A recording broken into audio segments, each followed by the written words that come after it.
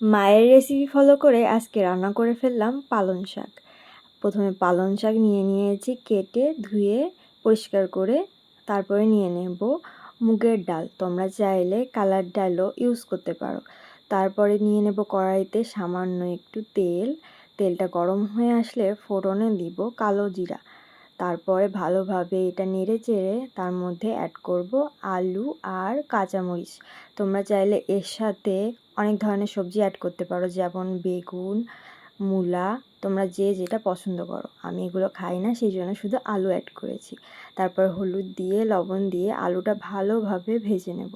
আলুটা কিছুটা ভাজা হলে তার মধ্যে যে মুগ ডালটা নিয়েছিলাম সেটা দিয়ে দেব। ভালোভাবে নাড়াচাড়া করে লো ফ্লেমে ভালো করে ভেজে তারপরে শাকটা অ্যাড করে দেব।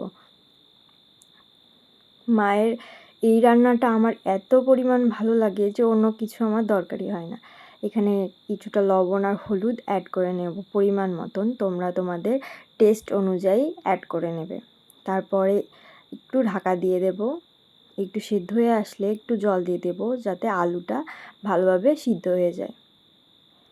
দেখো আলুটা ভালোভাবে সিদ্ধ হয়ে গেছে।